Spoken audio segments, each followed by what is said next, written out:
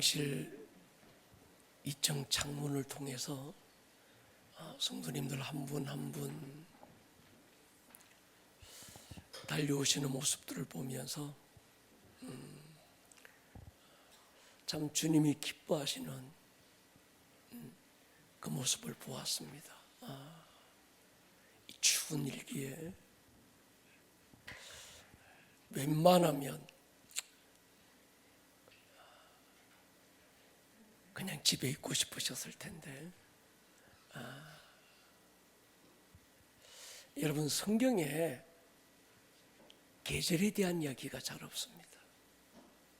봄, 여름, 가을, 겨울에 대한 이야기가 없어요.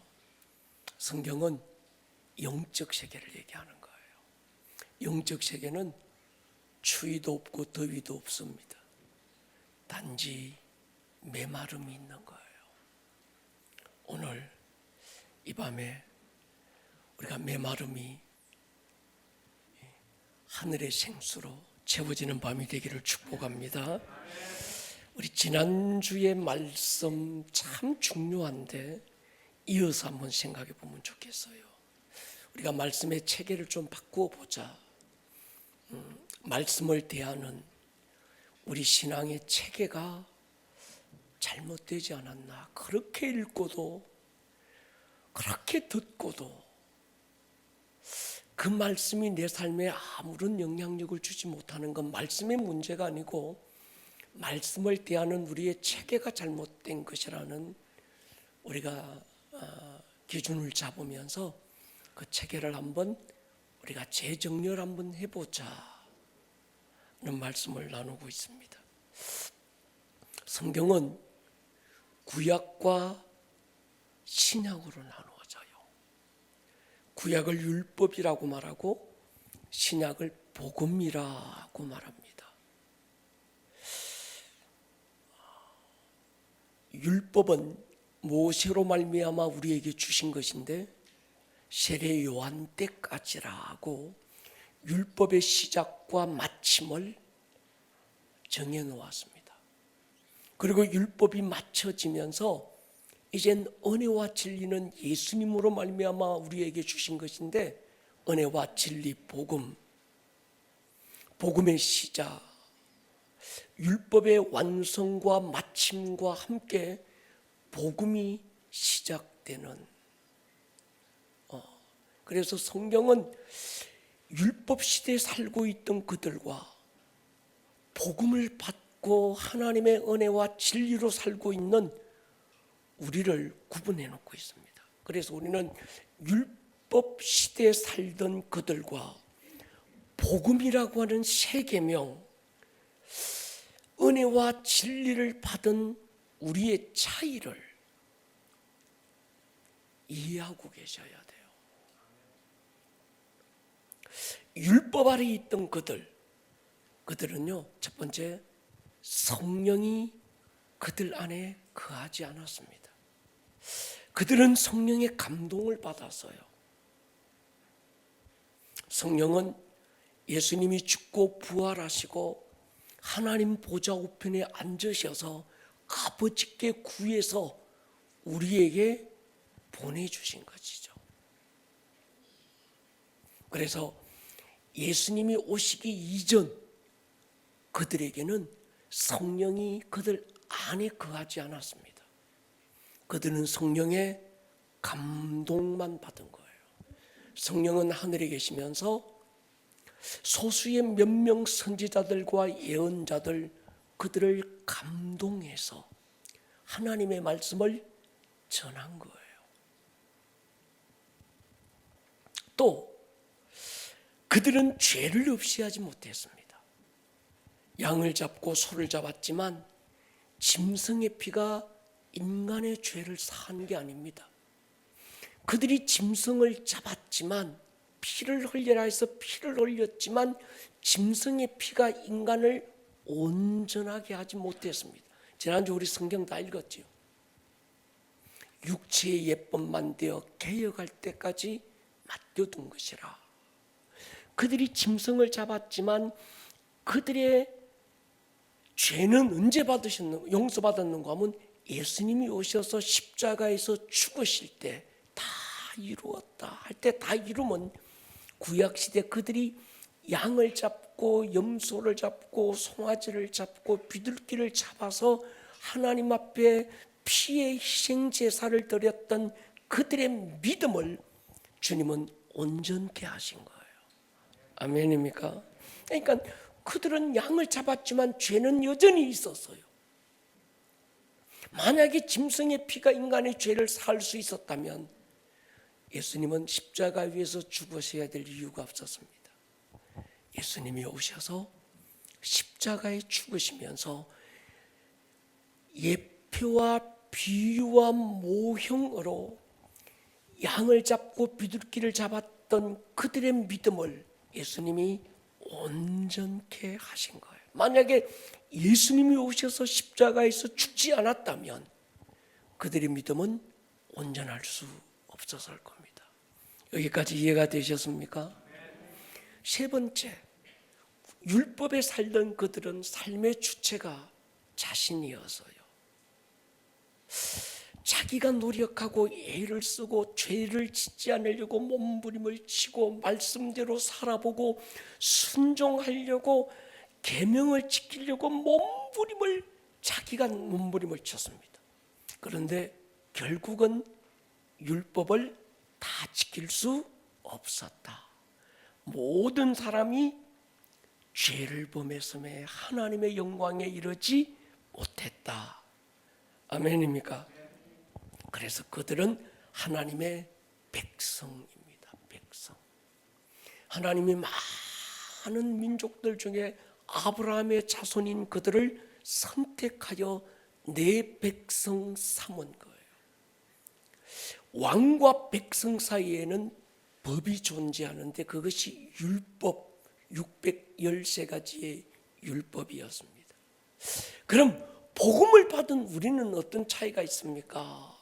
우리는 율법을 받은 게 아니라 새로운 계명을 받았습니다. 우리는 옛 계명 아래 있지 않습니다. 우리가 다 지킬 수 없었던 그 율법이라는 옛 계명을 예수님이 대신 다 이루시고 우리에게 새 계명을 주셨습니다. 두 번째, 우리에게는 성령이 우리 안에 내주에 계시는 거예요. 이해가 되십니까? 예수님이 내 안에 계시는 것, 성령님이 우리 안에 계시는 거예요. 세 번째, 삶의 주체가 이젠 내가 아니고 복음을 받은 우리는 나는 예수와 함께 못 박혀 죽고 내 안에 사신 그분이 내 삶의 주체가 되어 사는 것입니다. 살아도 나를 위해 살지 않고 죽어도 나를 위해서 죽지 않고 내 안에 계시는 그분의 뜻을 이루고 그분을 나타내기 위해서 오늘 우리는 사는데 그 삶의 주체가 내가 아니라는 거예요. 내 안에 계신 그분입니다. 네 번째, 신분이 우리는 하나님의 백성이 아니라 하나님의 자녀예요. 그가 우리를 거듭 낳으신 겁니다. 십자가의 산고를 통해 우리를 낳았어. 그래서 우리를 하나님의 자녀가 되게 하신 거예요. 신분이 바뀌니까 법이 바뀐 겁니다. 율법에 있던 그들은 하나님의 백성들이었지만 우리는 누가 뭐라고 해도 아버지의 자녀입니다. 그들과 하나님과의 관계는 왕과 백성의 관계였지만 우리는 아버지와 자녀의 관계입니다. 예수님이 우리에게 말해요. 십자가에서 죽으시고 하늘로 가실 때 제자들에게 나의 하나님 곧 너희 하나님, 나의 아버지 곧 너희 아버지다. 할렐루야. 여러분, 고린도후서는 이렇게 말씀합니다. 너희는 믿음에 있는가 너희 자신을 시험하고 너희 자신을 확정해라. 예수 그리스도께서 너희 안에 계신 줄을 우리는 확정하고 있어야 합니다. 여러분 안에 예수님이 계십니다. 여러분이 하나님의 자녀입니다. 여러분은 복음을 받은 자입니다. 삶의 주체가 내가 아니라 그분입니다. 그러니까 누가 뭐라고 하더라도 내 어떠함과는 상관없이 이 사실은 변치 않습니다.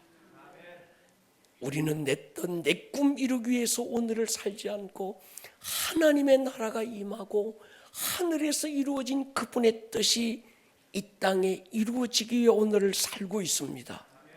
우리가 해야 될 일이 뭡니까? 세 가지라고 말씀드려서요. 권리 포기, 자기 부인, 주권 인정. 믿음은 여기서부터 출발하는 거예요. 여러분 하나님의 자녀입니다. 여러분 안에 성령님이 계십니다. 여러분은 복음을 받은 자입니다. 여러분의 삶의 주체는 여러분이 아니라 여러분 안에 계신 그분입니다. 여기서부터 구약의 그들과 복음을 받고 오늘을 살고 있는 우리가 달라졌다는 거예요. 신분이 달라지고 법이 달라졌다는 거예요. 할렐루야. 여러분 우리가 말씀을 읽으면 읽을수록 송이꿀처럼 달지 않고 말씀이 쓰고 부대끼고 말씀이 우리를 짓누르는 힘든 이유가 무엇입니까? 자꾸 구약 속에 있던 그들과 같은 체계로 말씀을 보는 거예요. 구약에 있던 그들과 같은 어떤 신분으로 말씀을 보는 겁니다. 구약 속에 있던 그들의 주체로 오늘도 여전히 내가 주체가 되어 살려고 하니까 그런 거예요. 그들은 말씀을 거울이라고 생각했습니다. 거울, 율법이라는 거울을 통해서 자기 꼬라지를 보니까 뭘 찾는가 하면 흠이 없나 점이 없나 티가 묻었나 뭐 잘못했나 맨날 말씀 가지고 그거 찾는 거예요. 왜? 그게 있으면 저주받으니까. 그러니까 읽으면 읽을수록 내 죄가 보이니까 내 흠이 보이니까 잘못 살아온 내 잘못이 자꾸 보이니까 그것이 말씀을 알면 알수록 읽으면 읽을수록 나를 찔러. 나만 찌르지 않고 꼭 옆 사람도 찔러. 예? 너 이대로 못 살았지 않냐? 너 왜 그렇게밖에 안 되냐? 그러니까 서로 고슴도치가 되어서 가까이 하면 할수록 찌르고 찔리고 이 말씀이 무슨 뭐 칼도 아니고 창도 아니고 이렇게 되는 거예요. 여러분 지난주에 그랬습니다. 하나님의 말씀은 인격입니다. 태초에 말씀이 계시니라. 계셨다. 이 말씀이 하나님과 함께 계셨고 인격. 말씀이 곧 하나님이시다. 말씀 그가 하나님과 함께 계셨다는 거예요. 말씀은 인격입니다. 말씀은 존재예요. 말씀이 영이요 생명인 줄로 믿습니다. 그러니까 여러분 어떤 고고학자가 시골길을 가다가 어느 집에 보니까 개밥그릇이 하나 있는데 보니까 값비싼 청자예요. 그러니까 어떤 그 가치를 모르면 귀한 걸 개밥그릇으로 쓰는 겁니다. 말씀이라는 보물을 개밥그릇으로 쓰면 안 돼요. 동의하십니까? 말씀대로 살아봐야지. 그렇게 읽지 마세요. 안 사라져요. 살아보세요. 살려지나? 살려고 하면 할수록 살지 못한 내 자신만 늘 정죄하게 되는 겁니다. 말씀을 믿으려고 읽으십시오. 말씀대로 말하기 위해서 읽으십시오. 믿으려고 읽고 말하다 보면 살려지게 됩니다.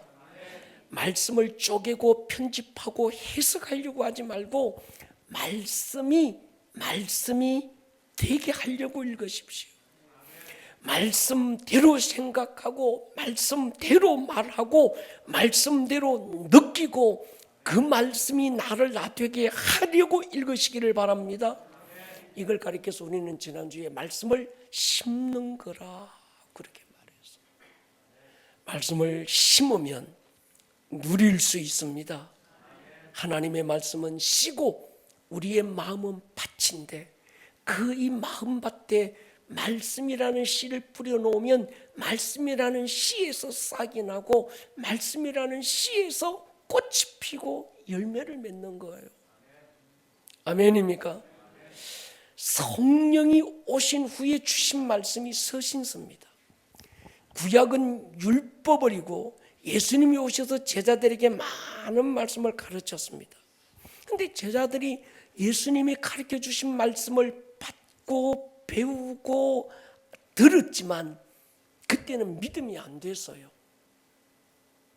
그 많은 말씀을 듣고도 그들은 달라지지 않았습니다. 그렇게 많은 기적을 보고도 그들은 변한 게 없어요. 그렇게 제자 훈련을 실제적으로 받고도 그들이 조금도 안 달라졌습니다.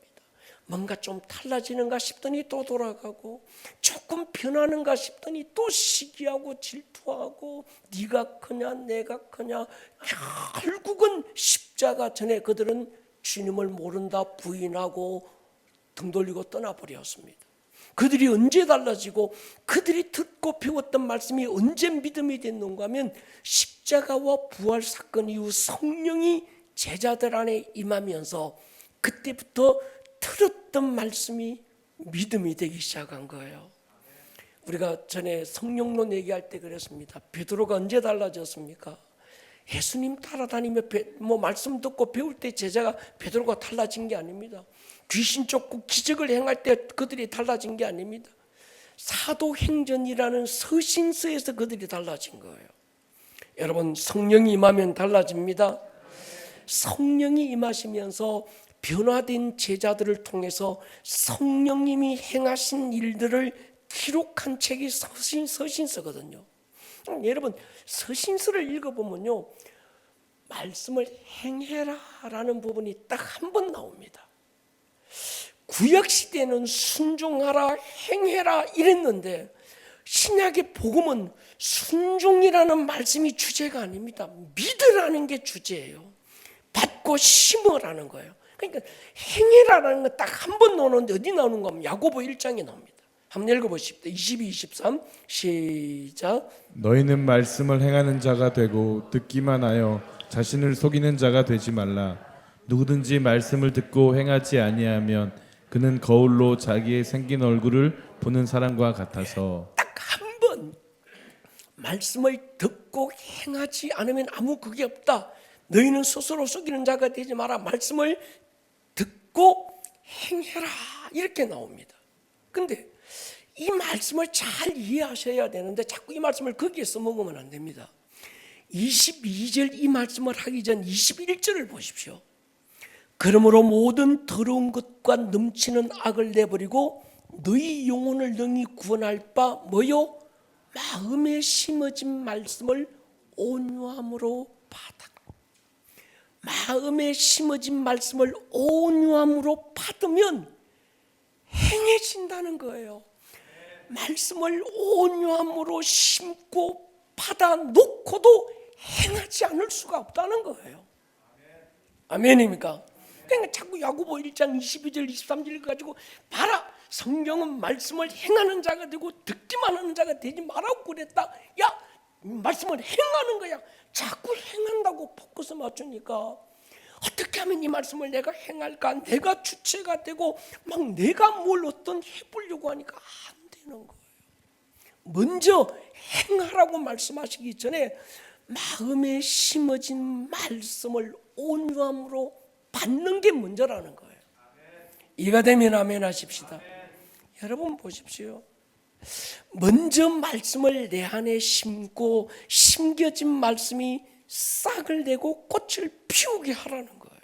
그러니까 근본적으로 내가 말씀을 살아낼 수 없습니다. 내가 하면요. 여러분, 성경에 예수님께서 산상수훈에서 너희 의가 바리새인과 서기관과 맞지 만큼 안 되면 이건 안 된다고 얘기하시니까 서기관과 바리새인의 의가 별 볼 일 없는 것 같은데 그러지 않습니다. 인간이 의롭게 말씀대로 살 수 있는 최고의 수준이 서기관과 바리새인의 수준이에요. 아멘입니까?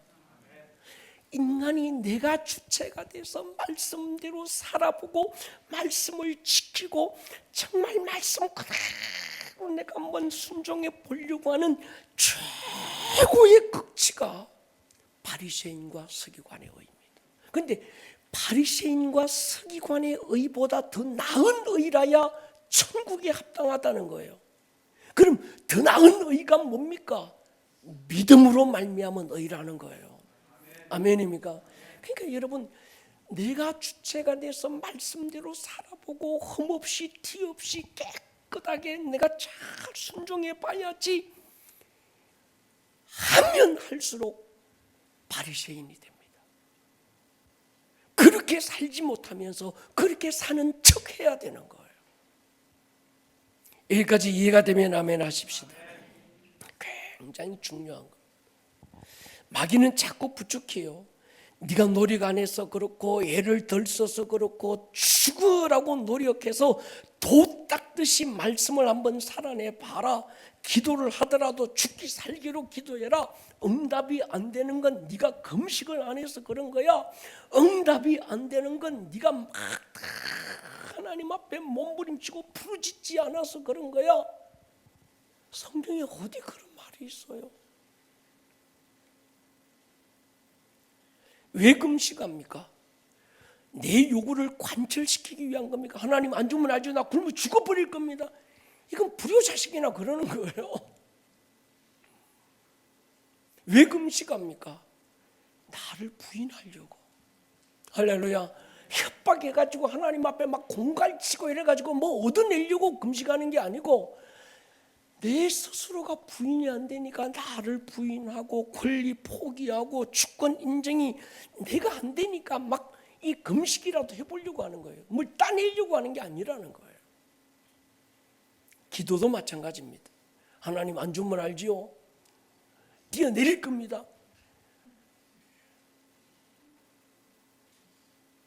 더 세게 기도해야 막 안 되면 막 머리 쳐박고 기도해야 여러분 바알신을 숨기던 채 막 자해하고 칼로 온몸 상하게 하고 바리오 대상만 바뀌었지. 근데 신앙생활을 자꾸 그런 식으로 하는 거예요. 도 닦듯이 하려고 하는 겁니다. 정성이 부족해서 그런 거예요. 여러분 정성이 믿음이 아닙니다. 정성 따지면 사울 왕만큼 정성이 어디 있어요? 여러분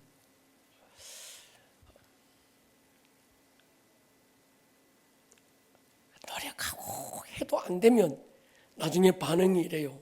에이 포기해버려요. 에이 때려치워버리라고. 그렇게 해도 안 되네. 두 번째는 뭘까요? 대충 타협하고요. 그것도 안 되면 어떤 사람들은 죽기 살기로 그냥 막 죽을 때까지 해보는 겁니다. 여러분 말씀은 믿는 자의 삶의 규범이 아닙니다. 말씀은 받고 먹고 심고 누려야 될 영이요 생명입니다. 내가 율법 아래 있을 때는 말씀이 나를 정죄하고 판단하는 기준이지만 예수 안에 있을 때 말씀은 능력이고 그분과의 친밀한 교제를 위해서 필요한 거예요. 자꾸 율법 아래에 있던 그들처럼 말씀을 대하고 그렇게 믿어보려고 그러고 자꾸 그러니까 힘든 겁니다. 그래 해야지 그래도 안 되니까 한 척하고 된 척하고 바리새인처럼 이러는 거예요. 디모데후서 보십시오. 같이 읽을게요. 시작.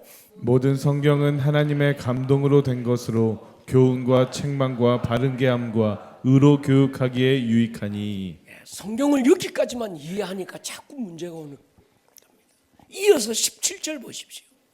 이는 하나님의 사람으로 온전하게 하는 거예요. 성경은 우리를 온전하게 하는 것입니다. 모든 선한 일을 행할 능력이 되는 거예요. 그러니까 디모데후서 3장 16절의 결론 말씀은 교훈과 책망과 바르게 함과 교육하는 자료다. 막 여기까지만 얘기하니까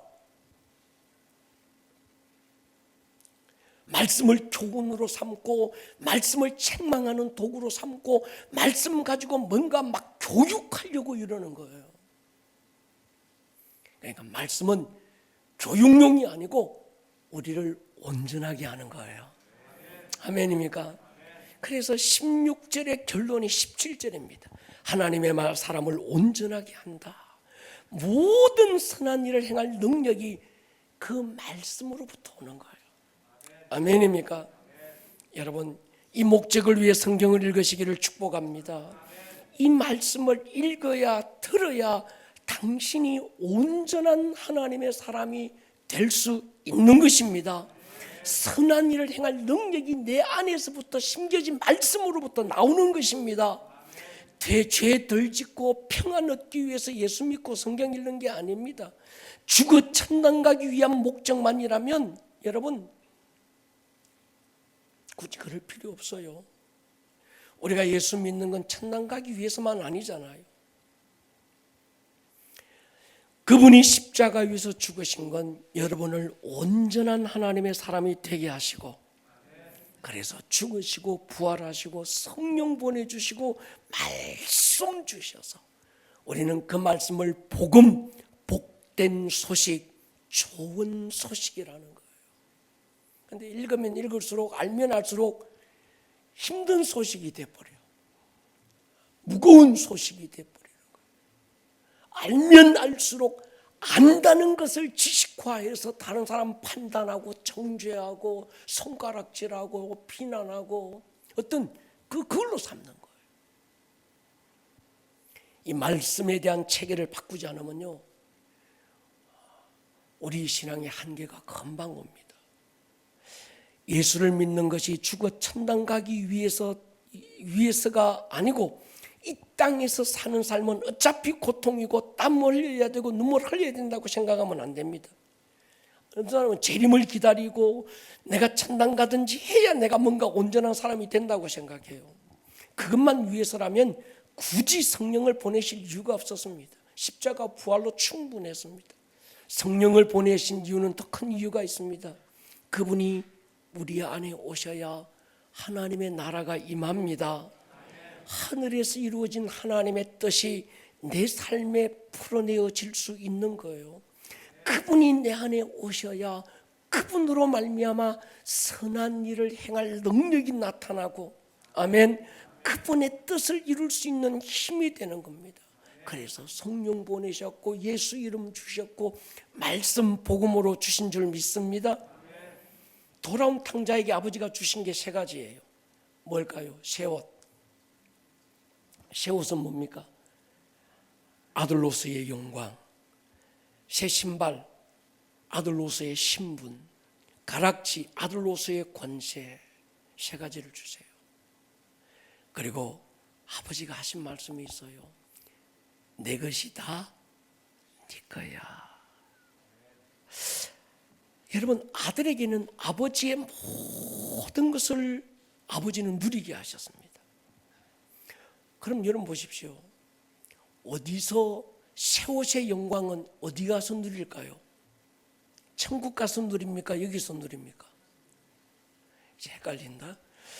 새 신발의 영광은 천국 가서 누립니까? 여기서 누립니까?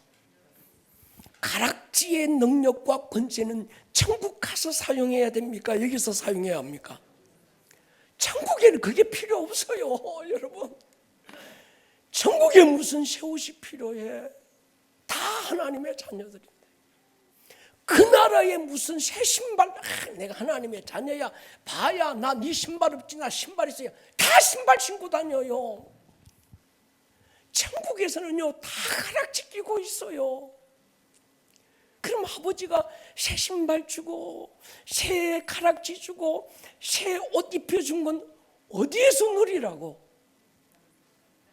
크게 얘기하세요. 여기서 누리라고 주신 거예요. 아멘입니까? 근데 우리는 참 언제 오실래나 그래 이 땅에서는 그저 뭐 인생이 그런겨 비터지게 참고 애쓰고 그저 견디다가 천국 가면 나는 뭔가가 막 될겨 이렇게 생각하는 거예요. 아니에요. 새 옷 여기서 입고 다니세요. 새 신발 여기서 신고 다니세요. 가락지 여기서 그 권세를 누리며 사시기를 축복합니다. 근데 큰아들 보세요. 아버지 집에 살면서도 씨가 빠지도록 일만 할 줄 알았지 누리지를 못해. 새 신발 신고 있고 가락지 끼고 있고 그저 새 옷 입고 있으면서도 지는 맨날 들에 가서 일만 해. 언제 천국 가면 누리겠다는 거예요. 지가 누군지 모르는 겁니다. 열심히 믿고 열심히 충성하고 일만 할 수밖에 없었던 이유가 약한 아들에게 여기 있는 거예요. 많은 그리스도인들이 지가 누군지 모릅니다. 예수 믿고 있고 아버지 집에 살고 아버지를 아버지라고 부르고 아버지의 자녀로 살고 있으면서 지가 종인 줄 알아요. 율법 아래 살던 그들인 줄로 아는 겁니다. 여러분, 종으로서의 충성과 순종과 아들로서의 충성과 순종은 질이 다릅니다. 아멘입니까? 우리는 충성을 하더라도 아들로서 충성해야 되고 순종을 하더라도 아들로서 순종하는 거예요. 다시 기억하십시다. 예수를 믿음으로 여러분의 죄만 사함 받았습니까? 여러분의 존재가 새로워졌습니까? 이거 우리 교회만 알지 다른 데는 몰라요. 지 죄만 용서받은 줄 알아요. 자기는 옛날에 지나 지금이나 똑같은 난데 그저 옛날에 예수 믿고 옛날에 지었던 죄만 용서받아서 자꾸 십자가 죄 용서 이것만 생각하는 거예요. 십자가는 죄만 용서한 게 아닙니다. 십자가는 그 십자가에 당신의 옛사람을 못 받고 할렐루야 그 예수와 함께 다시 살게 하신 것이에요. 그러니까 여러분 참 이게 굉장히 중요한데 예수님이 십자가를 지신 건 당신의 죄만 용서하기 위해서 십자가 졌습니까? 아니면 당신 존재를 새롭게 하기 위해서 십자가 졌습니까? 그게 로마서 6장에서 하시는 말씀이 그거예요. 우리 이름 올라가셔서 로마서 6장 3절부터 11절까지 한번 읽어보세요. 당신의 옛사람을 십자가 함께 못 박고 함께 장사 버리려고 십자가 지셨다는 겁니다. 그가 왜 부활했습니까? 당신이 하나님의 아들임을 나타내셨지만 그 부활의 나를 연합시켜서 내 안에 예수가 살고 예수 안에 내가 살기 위해서 그가 부활하신 거예요. 아멘입니까?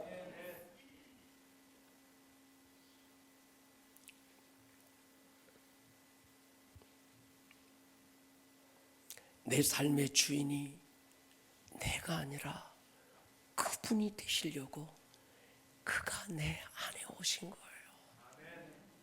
여러분, 그러니까 여러분 우리가 이 본질적인 부분, 근원적인 부분을 잘 정리해 놓으면 그 다음부터는 쉽습니다. 근데 이게 안 되면요, 아는 것만큼 부담스러워요. 아는 것만큼 스트레스입니다. 내가 그래 괜히 일찍 예수 믿어가지고 대충 이게 선무당 사람 잡는다고 대충 믿고 대충 알고 대충 들은 거는 있어서 마음대로는 못하고 여러분 새로운 피조물에게 말씀을 주신 이유는요 죄를 덜 짓기 위해서가 아니고 착한 사람 되기 위해서도 아니고 고단한 인생길 마음의 평안을 위해서도 아닙니다. 그 말씀으로 생명 누리라고 주신 거예요. 하나님의 사람으로 온전하게 되어 선한 일을 행할 능력을 갖추기 위해서 주신 것입니다. 이제 그 말씀 내 안에 심어서 그 말씀의 열매를 맺으라고 주신 거예요. 조금 바뀌시기를 축복합니다. 신앙 체계를 좀 바꿔보자. 영적 체질을 바꿔보자. 그렇게 믿고도 달라진 게 없으면 좀 체질 바꾸셔야 돼요. 예. 나름 운동도 하고 나름 열심히 하는데 왜 자꾸 골골골 거릴까요? 병원에 가보세요. 체질을 바꾸래요. 여러분 30년 예수 믿고 40년 예수 믿고 한평생 2대 3대 4대 예수 믿고 들었던 말씀이 얼마며 읽었던 말씀이 얼마나 될까요? 그런데 그 말씀이 내 삶에 영향력을 못 줄 때는 지금 말씀이 잘못된 게 아니라 그 말씀을 받고 있는 내가 잘못됐다는 거예요. 체계가, 말씀과 나와의 체계가 잘못됐다는 걸 인정하셔야 되는 겁니다. 일전에 백석 대학원장으로 계시던 교수 목사님이 우리 교회에 오셔서 그런 말씀을 했습니다. 그 다음에 지용훈 목사님이 재차 우리에게 하신 말씀이 있습니다. 그리스도인의 실지에 대한 말씀이었어요. 예수님의 피로 우리의 죄 용서받고 하나님의 자녀 됐고 주님이 다시 오시면 우리를 천당으로 데리고 갈 것이라는 구속사적 복음에서 다른 차원의 눈을 열어주셔서요. 이걸 제가 다시 한 번 더 정리해 볼게요. 예수 믿기 이전에 나는 어떤 존재입니까? 에베소 2장 1절. 그는 허물과 죄로 죽었던 너희를 살렸다. 그때 너희는 그 가운데 행하여 세상 풍조 따르고 공중 그제 잡은 자 따르고 불순종의 아들로 역사하는 영이라. 전에는 우리도 다 그 가운데서 육체 욕심 따라 지내고 육체와 마음의 원하를 행하였다. 본질상 진노의 자녀였다. 예수 믿기 이전에 나는 누굽니까? 죄와 허물로 죽었다. 두 번째, 세상 풍조 따랐다. 세 번째, 공중 근세 잡은 자에게 종이 돼서 죽기를 무수하며 살았다. 네 번째, 육체와 마음이 원하는 대로 행하여 살았고 결국은 본질상 진노의 자녀였다. 인정하십니까?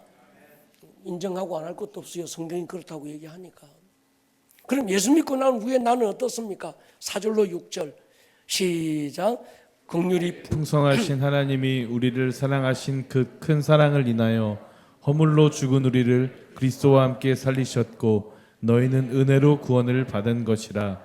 또 함께 일으키사 그리스도 예수 안에서 함께 하늘에 앉히시니. 예수 믿기 이전에 나와 예수 믿고 난 이후에 내가 어떤 존재로 달라졌는지 그분 백석대학 원장으로 계시는 그분이 선명하게 나누어 주셨어요. 지용훈 목사님이 하도 몇 번 우리 교회 오셔서 하신 말씀이 이거예요. 예수 믿기 이전에 나 죄와 허물로 죽었어. 본질상 진노의 자녀였고 정말 이 하나님과 원수된 자였고 마귀의 종돼서 살았고 육체와 마음이 원하는 것을 하고 살았고 결국은 진노의 대상이었고 허물로 죽었다. 이게 우리였어. 아멘입니까? 믿고 난 후에 우리는 어떻습니까? 첫 번째, 하나님의 긍휼과 그 큰 사랑을 받았다. 두 번째, 예수와 함께 살리심을 받았다. 세 번째, 예수와 함께 일으키심을 받았다.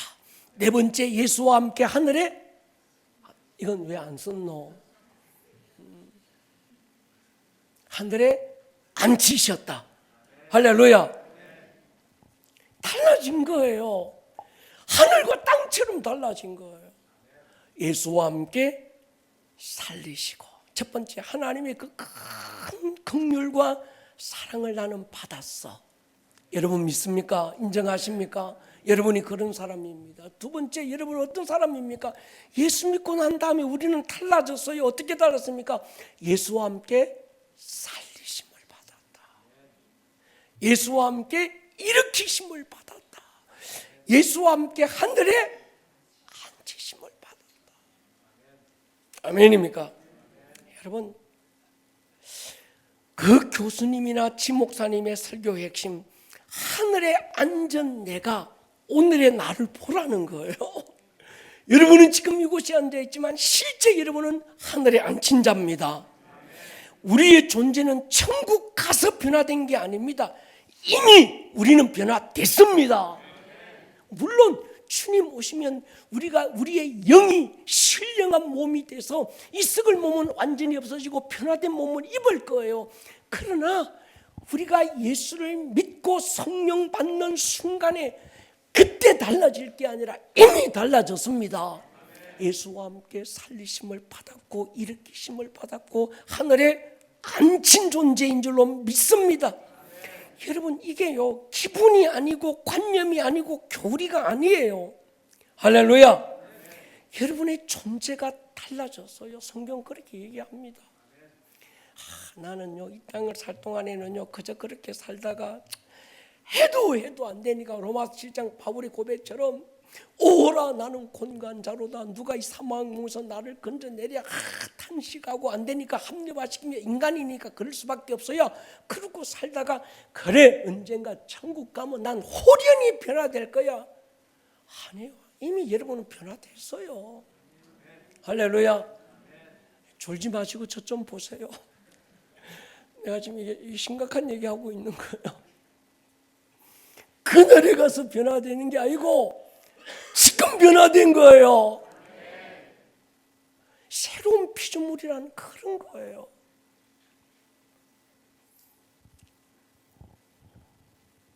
그러니까 내가 누군지 실제적인 내 존재를 우리는 아셔야 돼요. 그러니까 우리의 실존이 바로 그게 나야. 그가 나기 때문에 이젠 영으로서 몸의 행실을 죽이는 거예요.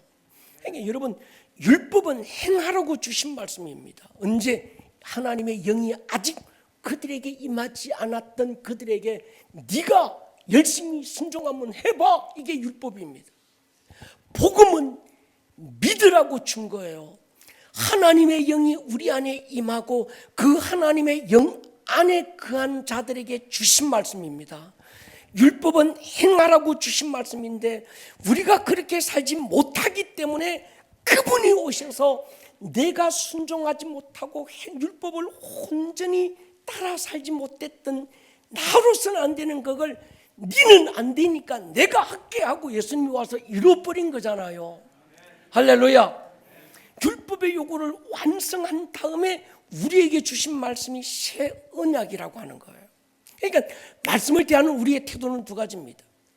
말씀을 믿기만 하면 은혜를 누릴 수 있습니다. 이건 여러분 보십시오. 함정입니다. 믿습니다. 그런다고 복받고 문제가 해결되는 게 아닙니다. 말씀을 믿는다고 복받고 은혜를 누릴 수 있는 게 아니에요. 그런 사람은요, 이 말씀이 부대껴요. 야고보 2장 보면 내 형제들아, 만일 사람이 믿음이 있노라고 행함이 없으면 무슨 유익이 있으리요? 그 믿음이 능히 저를 구했냐? 믿습니다 했는데 행함이 구원이 안 된대. 행하지 않으면 안 된대. 이 말씀이 또 부대끼는 거예요. 야고보 2장 26절 보십시오. 이와 같이 기생 라합이 사자들을 접대하여 다른 길로 가게 할 때 행함으로 의롭다. 맞네. 기생 라합이 행함으로 의롭다함을 받았네. 믿습니다 한다고 되는 게 아니네. 이래버리는 겁니다. 두 번째, 말씀대로 살아내야 은혜를 누릴 수 있다. 내가 노력하고 몸부림치고 바둥바둥이라도 해야 하나님이 긍휼히 여기서 은혜 뽑는다고 생각하는 겁니다. 그럼 이 사람들은 이 말씀이 부대껴요. 갈라디아 3장 보십시오. 너희가 이같이 많은 사람 괴로움을 헛되이 받았느냐? 과연 어떠냐? 너희에게 성령 주시고 너희 가운데 능력을 행하시는 이의 일이 율법의 행위에서냐 듣고 믿음에서냐? 아브라함이 하나님을 믿음에 그것을 의로 여겼다 정한 것 같이 되었느니라. 한쪽에서는 기생 라합을 예로 들면서 행해야 된다 이따고 식으로 얘기하고, 한쪽에서는 아브라함 얘기 들면서 믿어야 된다고 얘기하고, 한쪽에서 라합 들면서 믿음 갖고 안 된다, 야 행해야 된다, 야 한쪽에서 아브라함 봐라, 야 아브라함이 행했냐? 믿었지, 믿어야 되지, 행함이 아니다, 이렇게 자꾸 왔다리 갔다리 하는 거예요. 이건 뭐가 맞습니까? 어느 목사님 붕에 와가지고 행하라 귀생 라합 그러니까 또 들여다보고 행하지 못한 것도 생각하고, 어느 목사님 오셔서 아브라함 얘기 들으면서 봐라 아브라함 믿으라고, 또 자기 들어보니까 믿음 없는 것 같고, 이게 맞나 저게 맞나 왔다리 갔다리 지금 중심 잃어버리고 마는 거예요. 그런데 이 딜레마는 사실 필요합니다. 바울이요 로마서 7장에서 오호라 나는 곤고한 자다, 이 사망에서 누가 나를 건져내랴, 이 흔들림 속에서 다음 단계로 넘어간 게 로마서 8장입니다. 그러므로 이제 그리스도 예수 안에 있는 결코 정죄함이 없다. 예수 안에 있는 생명샘이 너 제목에 늘 해방했다. 율법이 육신으로 말미암아 연약하여 할 수 없는 그것을 하나님은 하셨는데 어떻게 했습니까? 죄로 말미암아 자기 아들을 죄 있는 육신의 모양으로 보내어 죄 없는 그분에게 죄를 정해사 육신을 따르지 않고 영을 따라 행하는 우리에게 율법의 요구가 이루어버렸다는 거예요. 할렐루야. 내가 안 되니까 예수님이 오셔서 내가 다 이루었다 이 말인 거예요. 할렐루야. 골로새 보십시오. 같이 읽을게요. 9절 10절 시작. 너희가 서로 거짓말을 하지 말라. 옛 사람과 그 행위를 벗어버리고 새 사람을 입었으니 이는 자기를 창조하신 이의 형상을 따라 지식에까지 새롭게 하심을 입은 자니라. 아멘. 새 사람을 입었습니다. 지식에까지 새롭게 됐대. 그러면 받아들이시기 바랍니다. 이제 새롭게 된 우리가 율법을 지키고 복음을 누린다는 말을 이해하셔야 합니다. 구약에 있던 그들, 아직 하나님의 영이 없던 그들, 삶의 주체가 자기가 돼서 용쓰고 힘써서 하늘까지 올라가 보려고 노력하고 서기관과 바리새인처럼 최고의 어떤 순종과 헌신과 막 애써서 의로워지려고 지 스스로 의로워지려고 율법을 지켜서 착해져 보려고 막 몸부림치는 그들은 그렇게 해서 성경을 읽었습니다. 그런데 오늘 우리는요, 그 율법을 내가 지킬 수 없다는 사실을 알고 하나님이 그 아들을 죄 있는 육체의 모습으로 보내서 죄를 정하사 내가 못 이룬 율법을 그가 이루어버리신 거예요. 그럼 그분이 지금 어디 계시는가 하면 우리 안에 계시는 거예요. 우리는요, 의로워지기 위해서 성경을 읽고 지키는 게 아닙니다. 이미 의로워졌기 때문에. 할렐루야. 그럼 그분이 나를 통해 나타내시려고 하는 거예요. 왜 성경 읽습니까? 죄를 안 짓기 위해서 읽는 게 아닙니다. 하나님의 의를 이루기 위해서 읽는 거예요. 동의하십니까? 그래야요, 여러분, 말씀대로 사라집니다. 내가 사는 게 아니라 말씀대로 사라지는 것입니다. 말씀대로 사는 주체가 내가 아니라 그 말씀이 나를 이끄시는 거예요. 심은 씨가 주체가 되는 겁니다. 땅이 지가 막 땅에서 갑자기 땅에서 씨도 안 심었는데 땅이 너무 좋아가지고 씨도 안 심었는데 막 자라난다. 그건 잡초입니다. 여러분, 밭에 아무것도 안 심고 씨를 안 뿌려보십시오. 그런데도 막 돋아나. 다 잡초들이야. 여러분, 심은 씨에서 싹이 나는 거예요. 밭에서 나는 거 아닙니다. 할렐루야. 핵심은 이겁니다. 여러분의 존재가 새로워졌습니다. 이전에 내가 아니야. 누가 뭐라고 해도 나는 복음을 받은 자야. 예수와 함께 이미 옛사람은 죽고 그분이 내 안에 사는 자입니다. 삶의 주체가 그분입니다. 내가 그리스도와 함께 십자가에 못 박혔나니 그런 적 이제는 내가 산 것이 아니다고 했는데 자꾸 지가 살았대. 산 것이 아니요, 오직 내 안에 그리스도가 사신 것이라. 이제 내가 육체 가운데 사는 것은 하나님의 아들을 믿는 믿음 안에서 사는 거예요. 그가 나를 통해서 사시는 거예요. 할렐루야. 이게 굉장히 중요합니다. 종교놀이 하려고 하면 안 됩니다. 어떤 그 종교 문화에 살려고 해서도 안 돼요.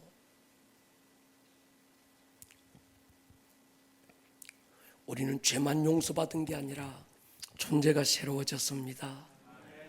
죄로 허물로 죽었던 우리를 그리스도가 함께 살리셨고, 불순종의 아들들 가운데 육체와 마음이 원하는 것만 행하고 아주 공중거지 잡은 자 마귀에게 종이 되어 죽기를 무서워하며 종노하며 살아서 결국은 하나님과 원수된 심판의 대상이었던 내가 하나님의 자녀가 됐고, 이젠 내 안에 그분이 사시고, 우리는 누가 뭐라고 해도 하나님의 자녀입니다.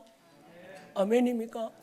누가 여러분을 콕 찌르면서 봐라, 니 그렇게 못 살지 않았냐, 네가 그따구 살고 뭐 하나님의 자녀냐 그러거든. 그따구 살아도 나는 하나님의 자녀라고 해야 돼요.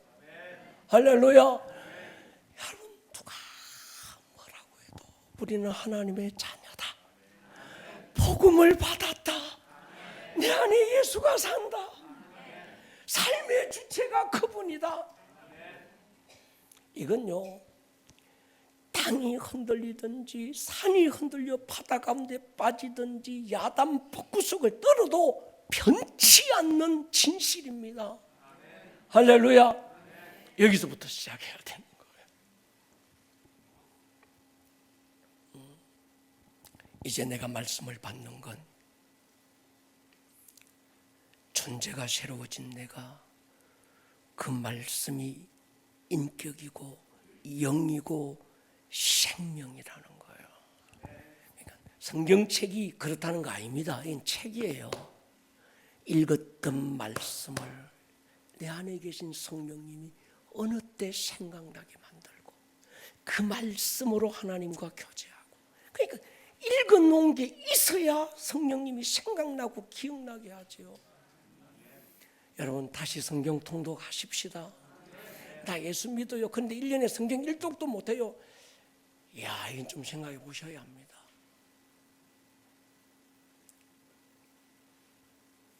지금 듣고 또 들어도 목사가 지금 하는 말이 이해가 안 될 수 있습니다.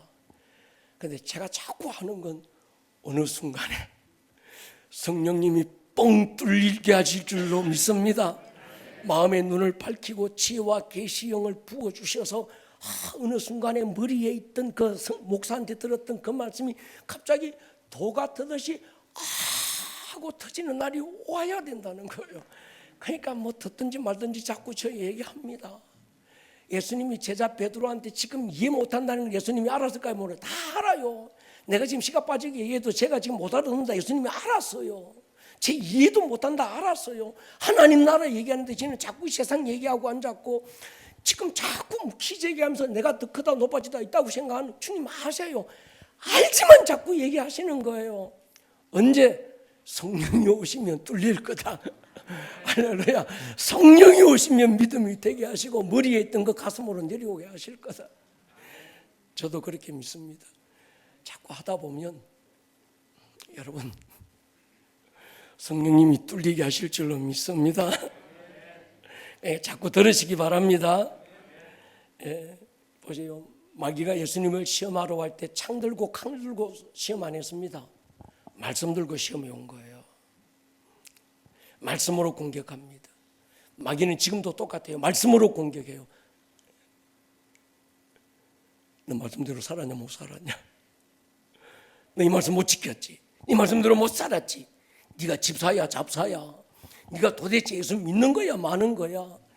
막 말씀 들이대가면서 광야에서 시험 받으러 그 예수님을 시험했던 그 마귀가 말씀 가지고 막 공격했던 것처럼 지금도 똑같습니다. 말씀으로 여러분을 시험하고 정죄하는 도구로 삼을 수 있습니다. 하나님은 말씀으로 당신을 통해 하나님의 뜻을 이루실 것입니다. 그러니까 바울의 선포를 가지고 선포하세요. 그리스도 예수 안에 있는 나는 결코 정죄함이 없다. 생명의 성령의 법이 죄와 사망에서 나를 해방했다. 말씀을 읽고 들을 때 여러분의 반응이 중요합니다. 말씀을 읽고 들을 때 정죄를 받는가, 마음이 무겁고 불편한가, 마음이 송이꿀보다 더 달고 복음이 되고 너무 행복한가? 안 행복하거든. 복음이 복음처럼 안 들리거든. 내가 말씀을 잘못 받고 있다고 생각하셔야 합니다. 생명적 관계 속에서 읽었던 말씀이 생명의 관계를 누리게 하시는 거예요. 할렐루야. 안 읽으면요 혈관이 막힌 것처럼 답답하고 고지혈증 오는 거예요. 동의하십니까? 말씀이 인격이거든요. 말씀이 존재거든요. 말씀이 그분이거든요. 말씀 없이 그분의 나라가 임할 수 없고, 말씀 읽지 않고 그 말씀이 내 안에 능력이 되지 않고 어떻게 그분을 나타낼 수 있겠습니까? 여러분 말씀을 자꾸 읽으십시다. 할렐루야. 그러나 왜 읽는지를 점검해 하셔야 합니다. 아직 성령이 임하지 않은 율법 아래 있던 사람들처럼 내가 말씀대로 살아보려고 읽지 마세요.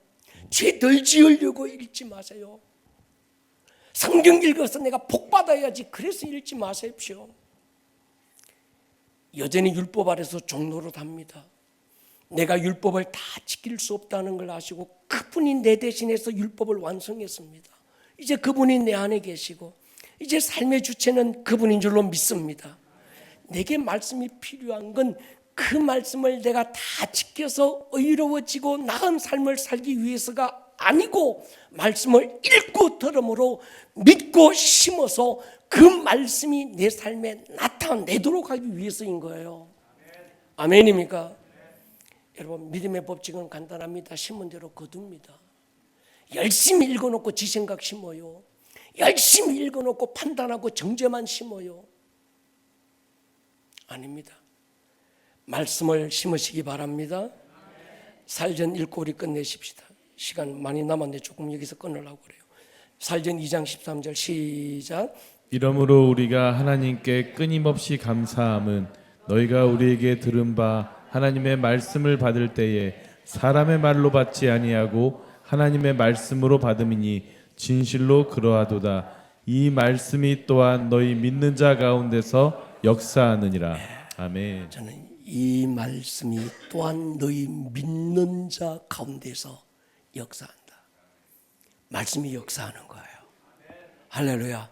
말씀을 하나님의 말씀으로 받으면 받고 심어진 그 말씀이 믿는 자 안에서 역사하는 줄로 믿습니다. 머리를 한번 숙여보십시다. 여러분,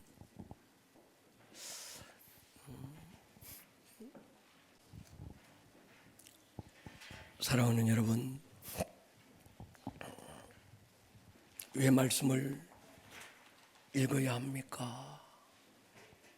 그분이 말씀인데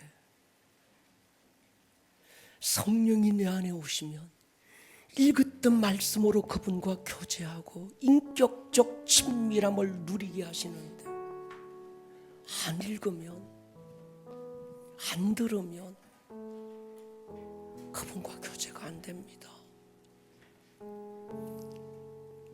말씀을 도덕과 윤리의 기준으로 삼지 마십시오. 태초에 말씀이 계셨다. 이 말씀이 하나님과 함께 계셨다. 말씀이 하나님입니다. 인격이고 영이고, 그래서 예수님은 유검무익하다. 내 말이 영이요 생명이다. 그렇게 말씀했습니다. 오늘 이 밤에 하나님,